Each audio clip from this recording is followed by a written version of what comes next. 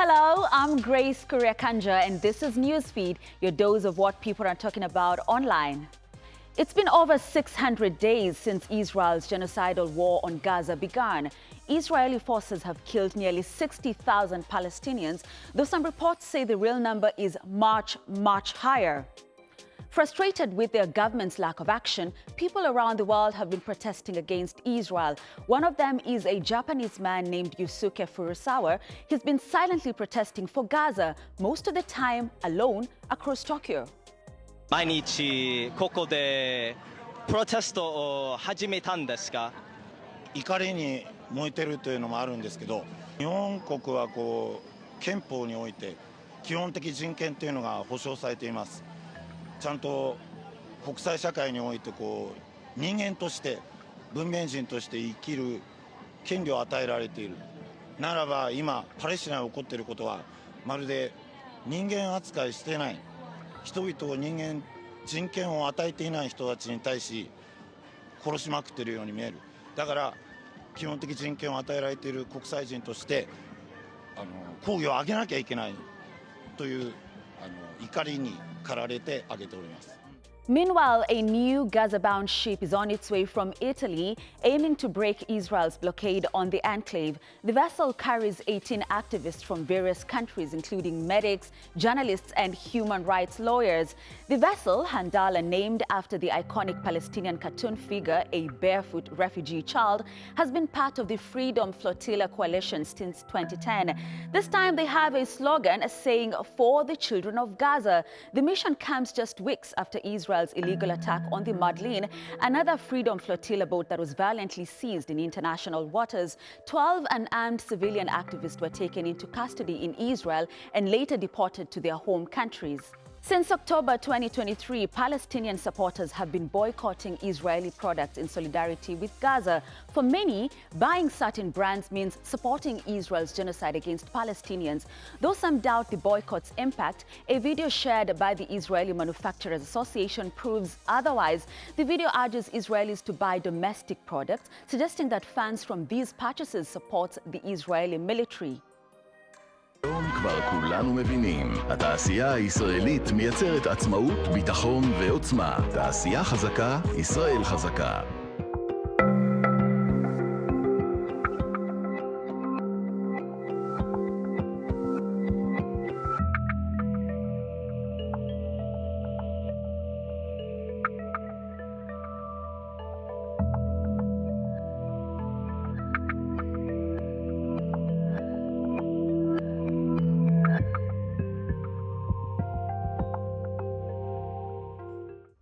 And Tucker Carlson, the former Fox News host and political commentator, continues to surprise Americans with his views on Israel. A supporter of President Trump, Carlson is known for his controversial takes on immigration, race, and foreign policy. Lately, he's been critical of Israel's military actions and the U.S. support behind them. He now says that Americans who serve in foreign armies, including Israeli forces, should lose their U.S. citizenship. I quote the New Testament, but I also refer to common sense when I say that no man can serve two masters. Because you can only really pledge your loyalty to one person or one country. That's just a fact. And there's also a sense, and this is relevant to me, and I know you're speaking about Israel, but it's not just Israel, to be honest. I think it's a huge problem. I think anybody, by the way, who serves in a foreign military should lose his citizenship immediately. There are a lot of Americans who've served in the IDF. They should lose their citizenship. There's a lot of Americans who've served in Ukraine, and they should lose their citizenship. You can't fight for another country and remain an American, period. Now, just a few days ago, Elon Musk Grok told users on X to call it MechaHitler, and then proceeded to generate anti-Semitic, racist, and sexist posts. It even went as far as to criticize several world leaders. The ex-CEO resigned a day after Grok went Nazi, though it's unclear whether it was related to the chatbot's meltdown. Despite all the controversy, XAI appears to be unscathed, announcing on Monday that it has been awarded a $200 million contract from the U.S. Department of Defense. They join other big names in the industry that were awarded similar contracts. U.S. Department of Defense has awarded Elon Musk's xAI with a $200 million contract. Now, while this is huge news, they are not the only startup that got awarded this contract. Google was also awarded a massive contract, so was OpenAI, Anthropic as well. So all 4 of these companies will be seeing their AI models working within the government. And xAI has already announced Grok for government. So now any agency, from the Pentagon to local offices, can purchase and implement Grok's technology. And the DoD will actually have access to Grok 4, which was just released to the public last week. Frontier AI companies are critical for national security challenges in warfighting domains. That's Pentagon speak for AI-powered weapon systems and military operations. This comes after Anthropic partnered with Palantir for intelligence agencies and Anduril got $100 million for defense AI. Every major AI company is now building tools for warfare. The kicker, Sam Altman said he's proud to engage in national security. The same AI that helps with homework is now designing military strategy and providing cyber defense. ChatGPT becomes a weapon, and when AI companies choose military contracts over civilian safety, what happens when AI goes to war?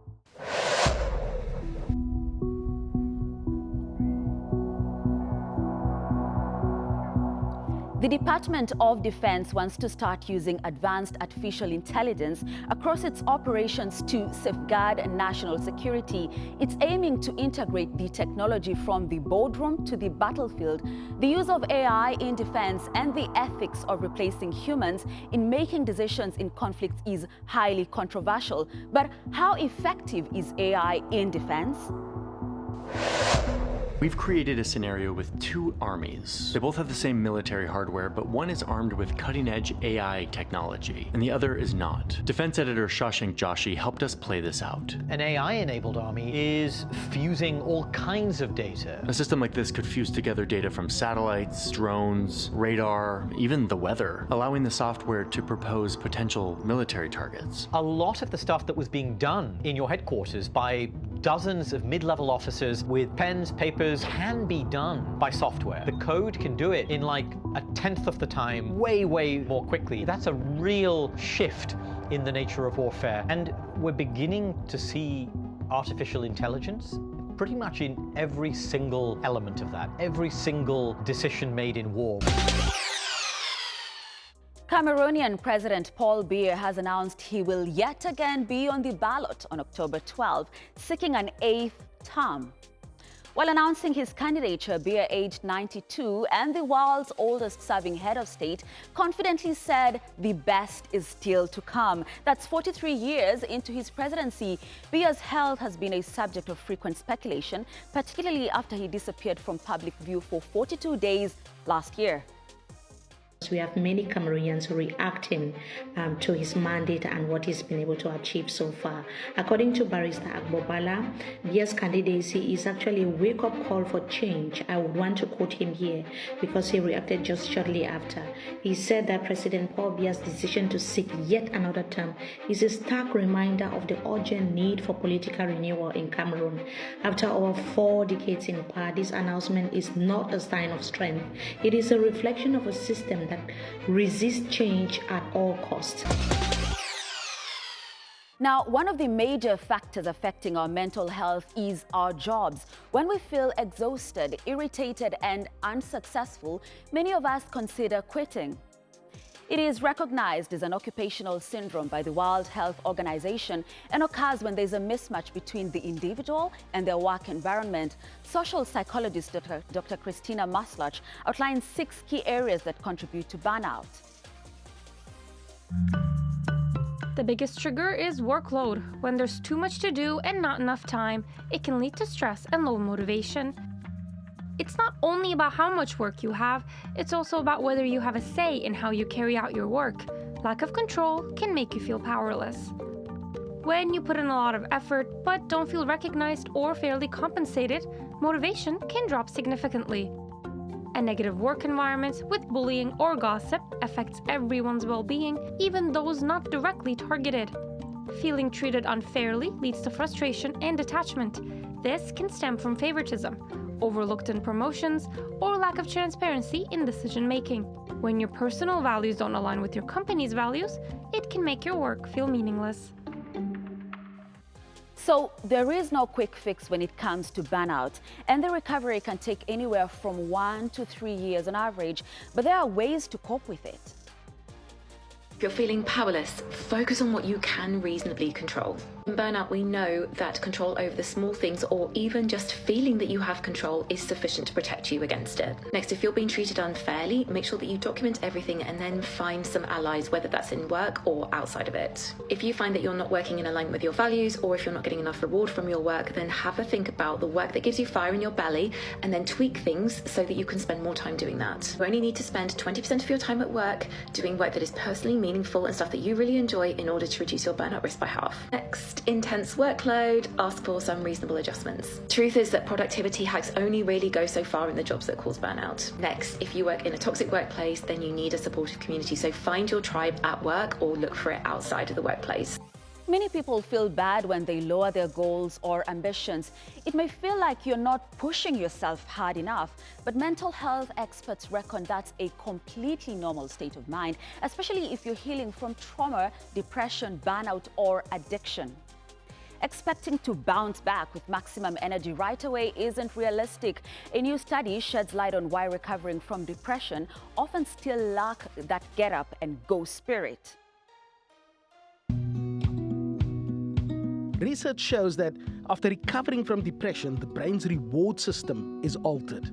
People often avoid challenging tasks unless the reward is big and certain. The rewards from everyday tasks often don't feel worth it. This shift happens for two reasons.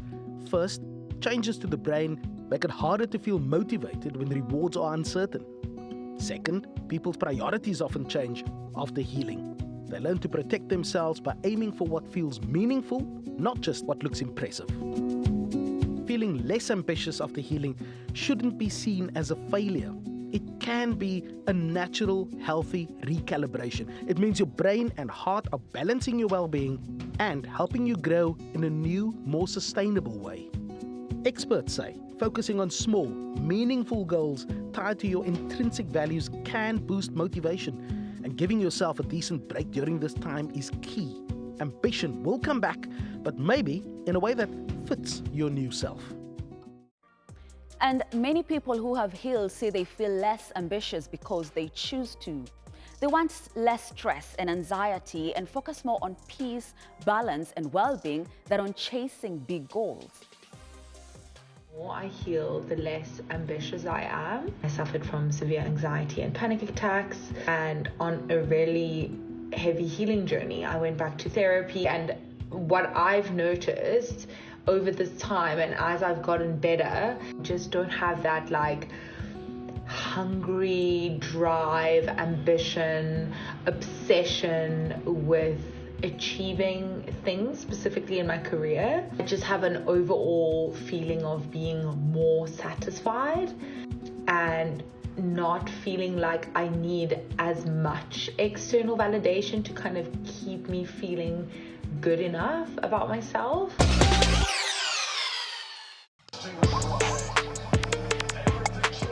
Come on, Trump. Out the way. What are you doing, Trump? Go. You're not supposed to be here. Go, Trump. Look, he's like, quick, Trump, you're in the way. He's like, Trump, you need to get out of the thing. He's like, you need to get out of here. So that was Sunday when Chelsea thrashed Paris Saint-Germain, that's PSG, 3-0 to win FIFA's Club World Cup. Now, that was historic, but US President Donald Trump grabbed the headlines by remaining on stage when the players lifted the trophy after handing it over to Captain Reece James. FIFA President Gianni Infantino tried to usher him away from the limelight, but Trump was not for moving. The US president says the trophy will stay with him at the Oval Office. Turns out FIFA had to make a copy for the Chelsea team, the real winners. Trump not leaving the stage after he gave the trophy. Watch the FIFA president right now. He's like, Trump, come with me. Come with me. Trump's like, nah, I'm staying. Look, he's like, hey, Trump, come. Trump looks at him and goes, no, I'm staying. He's like, I get some people don't like him. I get some people don't like him. I get some people hate him. But this is just objectively hilarious. He said, no, I'm on the team. This is my country. I'm celebrating. Like, the FIFA president tried to get him to come. Literally, Trump said, no, lift it. This is objectively just, it's out of the Curb Your Enthusiasm Veep. Look at Cole Palmer. He goes, what is he doing? What? Look, he gets Reece James. He goes, what is he doing? What? These photos are they're unbelievable. He's going to do this next year during the World Cup. And that's our show. Find our latest stuff on YouTube and do subscribe to our channel. See you soon.